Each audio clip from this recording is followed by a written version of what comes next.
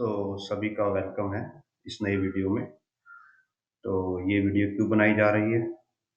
तो जो हमारी लास्ट वीडियो थी उसमें हमने मोस्ट ऑफ द चीज जो थिंग्स हमको एक्सप्लेन कर दिया था, बट कुछ क्वेश्चन थे एक दो जो अभी भी रह गए थे।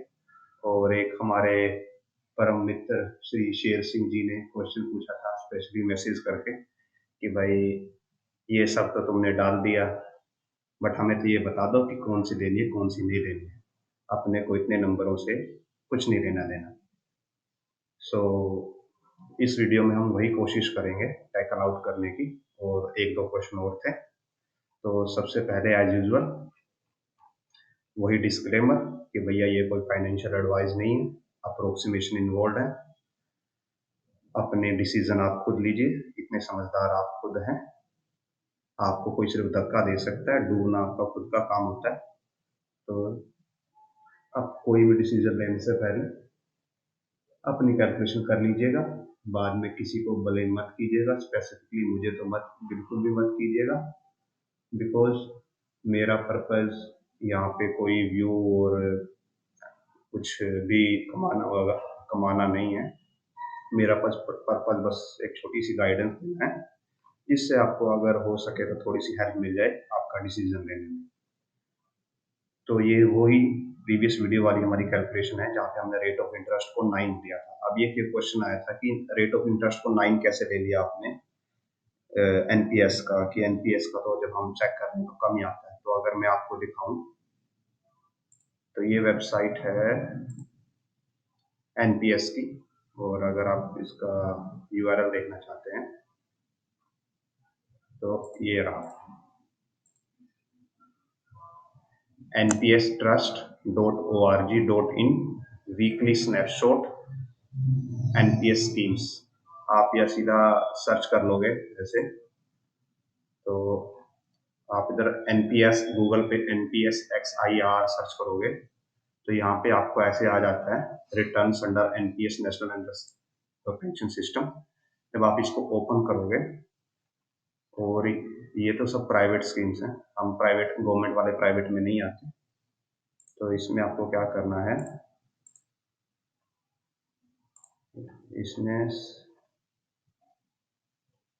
ये रहा स्कीम कैटेगरी में जाना है, और यहाँ पे आपको ये स्कीम सीजी सेंट्रल गवर्नमेंट कर देना है। और फिर मैं आपको जूम करके दिखाता हूँ। तो देखिए ये पिछले 5 साल का सेंट्रल गवर्नमेंट जो स्कीम है इसका रिटर्न है 9.6, 8.92, 9.07। तो आप इसको अज्यूम कर सकते हैं कि पिछले 5 साल में से 9% का रिटर्न दिया है। अगर पिछले 1 साल में देखते हैं तो ये मार्केट अच्छी रही है, तो देखिए यहाँ पे 13% का, 12% का भी रिटर्न आया है। 3 साल में आप ऑन एवरेज देखोगे तो ये लगभग कितना 8.3 का रिटर्न है। 7 साल में देखते हो तो आप 8.5 पे जाता है। 10 ईयर में देखते हो आप तो 9.5 पे चला जाता है, और जब से स्टार्ट हुआ है तो ये अप्रोक्सीमेट 9.6 का रिटर्न है सेंट्रल गवर्नमेंट स्कीम्स में एनपीएस की ईयरली। तो इसलिए हमने इसको अप्रोक्सीमेट करते हुए 9 का रिटर्न लिया था, और उसी के हिसाब से हमने कैलकुलेशन की थी। और इसका अगर आपको देखना है तो ये यूआरएल ये है npstrust.org.in weekly snapshot NPS schemes. यहाँ पे आपको ये डाटा मिल जाएगा। उसके बाद जो हमारे मित्र शेर सिंह जी ने क्वेश्चन पूछा था कि कंपेयर कैसे करें, क्योंकि दोनों का स्ट्रक्चर इतना अलग है कि कंपेयर करना डिफिकल्ट है। तो हम इनको डायरेक्टली कंपेयर नहीं कर सकते, बट इनडायरेक्टली हमारे पास एक मेथड है जिससे हम कर सकते हैं। हम क्या कर सकते हैं कि जो हमारी एनपीएस होती है, अगर मैं यहाँ पे सर्च करता हूँ NPS calculator,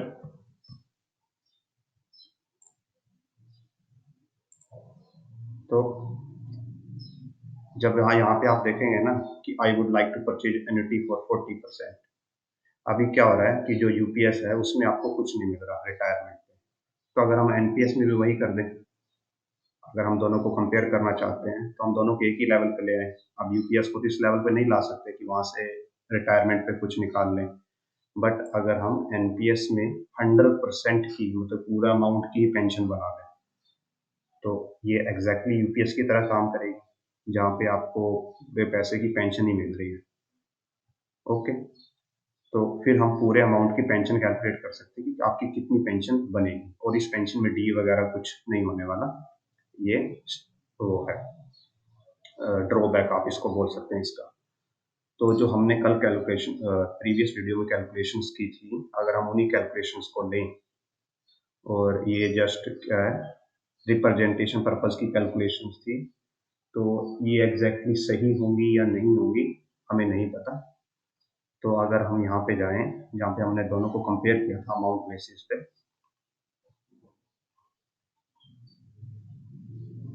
there it is, हमने दोनों को कंपेयर किया था कि लेवल 6 वाले पर्सन के लिए जो 30 साल वर्क करेगा, और अगर कोई प्रमोशन नहीं होते, सिंपल स्कीम चलती है, तो उसके कॉर्पस हो जाएगा 4,57,96,700 समथिंग, ऐसा कॉर्पस हो जाएगा। ठीक है, अब हम ये सोच के चल रहे हैं कि हम इस पूरे अमाउंट की ना पेंशन लगाएंगे, तो हम इसमें से ये माइनस कर देते हैं जो हमें लमसम यूपीएस में मिलेगा, क्योंकि हमें इतना पैसा तो इससे माइनस करवाना पड़ेगा, क्योंकि यूपीएस में इतना लमसम मिल रहा है, तो हम इसमें से ये लमसम माइनस करवा देंगे। तो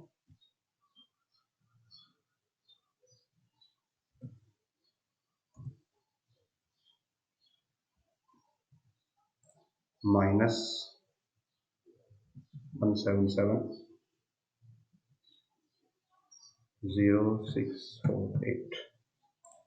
तो आपके पास जो जिसकी आप पेंशन ले सकते हो, अगर आप यूपीएस वाला लमसम माइनस कर दो एनपीएस के आपके जो कॉर्पस है उससे, तो आपके पास बचता है 4,40,25,000 समथिंग। ओके, अब हम देखते हैं कि इसकी पेंशन कितनी बनेगी। अब अगर आपको ये पेंशन चेक करनी है, तो भी आप सिंपल इसके लिए भी एनपीएस वालों ने अपना एक टूल दिया हुआ है, ये मैंने खुद कुछ नहीं बनाया। तो आप कैसे चेक कर सकते हो, अगर आप गूगल पे सर्च करते हो एनपीएस एन्युटी कैलकुलेटर, तो यहाँ पे सेकंड है ये CRANSDL का। इसको मैं जूम कर देता हूँ, तो ये देखिए ये है CRANSDL का ही कैलकुलेटर है। यहाँ पे आप क्लिक करोगे तो यहाँ पे आपको मिल जाता है। तो जब हम सिलेक्ट करते हैं, जैसे कि हम गवर्नमेंट सेक्टर से हैं, इसमें एक रैंडम डेट ऑफ बर्थ डाल देते हैं,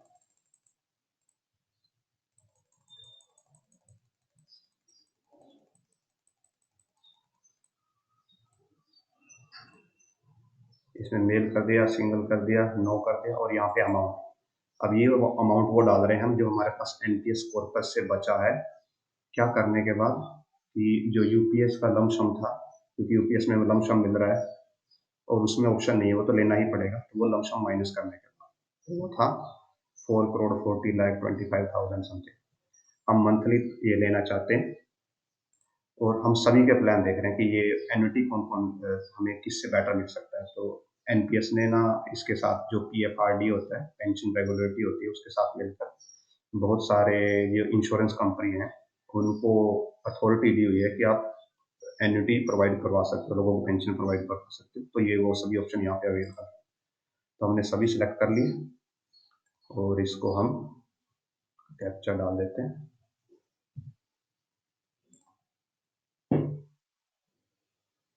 तो देखिए ये डिटेल आ गई, गवर्नमेंट सेक्टर सब्सक्राइबर 30, ये अमाउंट है।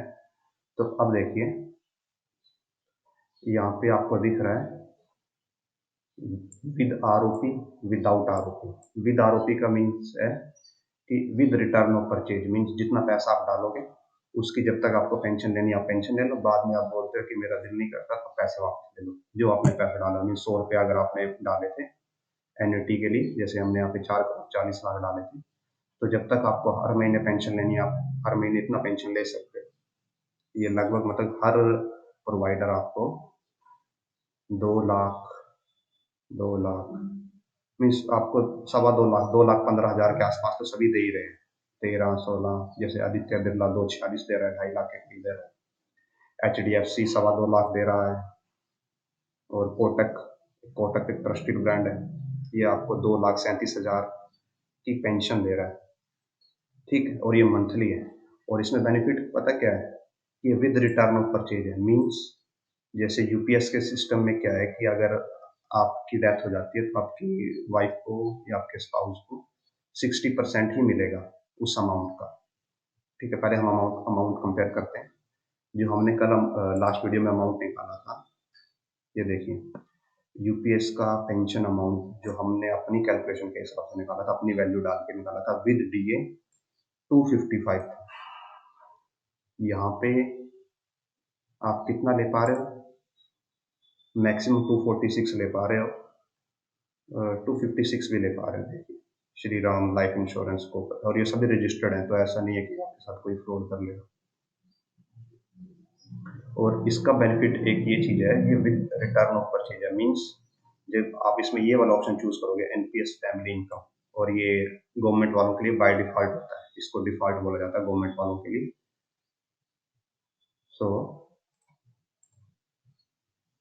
एक मिनट, दोबारा से करना पड़ेगा। 92।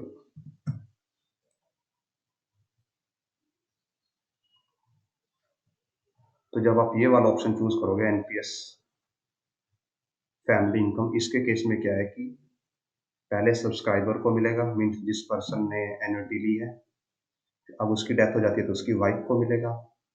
अगर वाइफ की डेथ हो जाती है तो उनके जो सब्सक्राइबर था उसके मम्मी पापा पेरेंट्स को मिलेगा। अगर उनकी भी डेथ हो जाती है तो क्या होगा कि जो आगे उसका वो होगा, वारिस होगा, जो ब्लड लाइन में जो भी एप्लीकेबल होगा, उसको वो पूरा का पूरा amount as it is return कर दिया जाएगा। ये रहा NPS family income with arc. Subscriber will get annuity for lifetime on death of subscriber.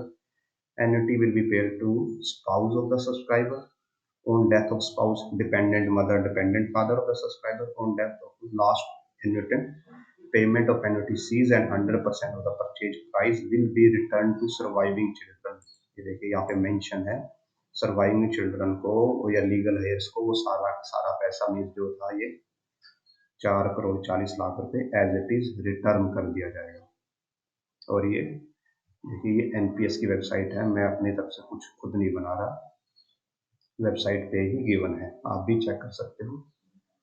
Address ये है cra-nsdl.com/craonline/aspcode.html, गूगल पे आप सर्च करके भी निकाल सकते हो। हाँ, इसमें एक चीज है, इसमें कोई भी डीए कंपोनेंट नहीं है, बट इसमें आपका पूरा का पूरा पैसा एज इट इज आपको वापस मिल जाएगा, जो कि यूपीएस में एज पर जो डिटेल अवेलेबल है उसके केस में ऐसा कुछ नहीं है कि आपको पूरा पैसा, उसमें तो आपको पता ही लगेगा कि आपका कितना पैसा है। एनपीएस में एटलीस्ट आपको पता लगेगा कि कितना पैसा आपका जमा है, कितना नहीं है। अब तो ये बात अलग है कि जो ये अमाउंट होगा इतने साल बाद इसकी actual value adjusted to inflation and purchase power parity कितनी बचेगी, वो बात अलग है।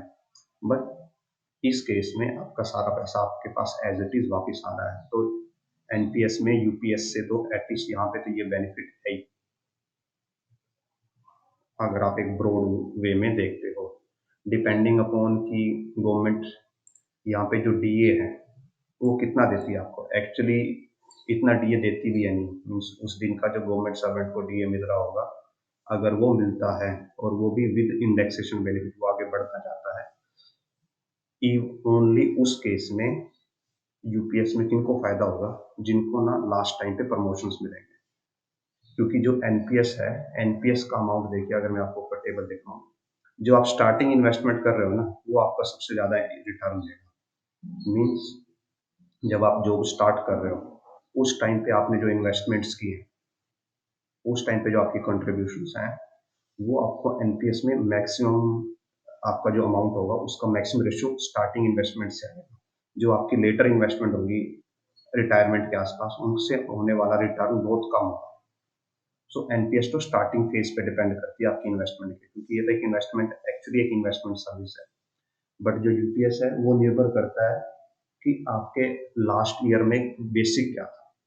तो उस केस में अगर आपका जो प्रोफाइल ऐसी है जहाँ पे रेगुलर प्रमोशंस हैं और लास्ट में आपको एक सडनली बड़ा प्रमोशन मिलता है जिसकी वजह से आपके बेसिक में 20-30 हज़ार रुपये का डिफरेंस आ जाता है, सिर्फ उस केस में गिवन विद दैट एक तो ये केस हो गया कि आपको सडनली प्रमोशन मिल के आपका बेसिक एकदम से बढ़ जाता है और साथ में कि आपको इंक्रीमेंटल डीएम मिल रहा है।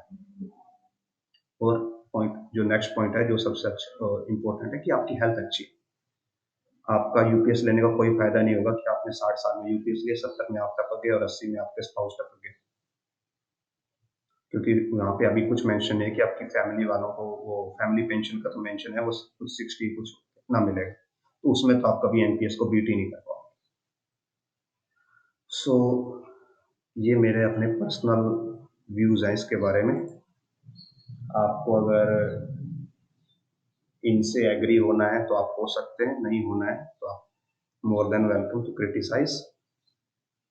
एंड होपफुली अभी हमारे परम मित्र शेर सिंह जी को समझ में आ गया होगा कि उनको क्या चूज करना है। So thank you for watching.